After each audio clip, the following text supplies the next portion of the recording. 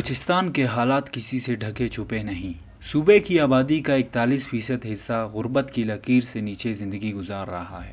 ایسے میں سیلاب جیسی قدرتی آفت کے بعد لاکھوں لوگ بے گھر ہو جاتے ہیں اور کھلے آسمان تلے وقت گزارنے پر مجبور ہو جاتے ہیں،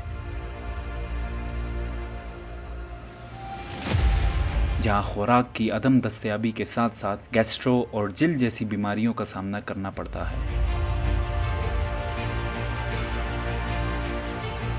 دوسری جانب صوبے کی اشرافیہ کا 5 اسٹار ہوٹلز کے سویٹ رومز میں سرکاری اخراجات پر 2.5 ماہ گزارنا المیہ فکر ہے۔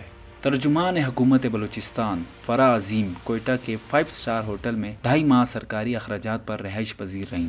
ہمیں موصول ہونے والے ہوٹل کے دستاویزات کے مطابق فرح عظیم ہوٹل کے VIP رومز میں ریزرویشن پر تھی، جس کے یومیہ چارجز 16,000 جمع ٹیکس ہیں۔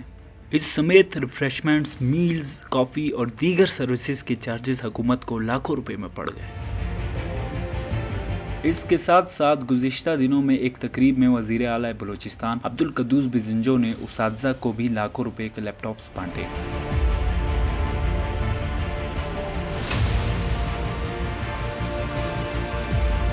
پسماندہ صوبہ بلوچستان کی اشرافیہ کی شاہ خرچیوں کو دیکھتے ہوئے ایسا معلوم ہوتا ہے کہ عوام کو ریلیف ملنا ممکن نہیں۔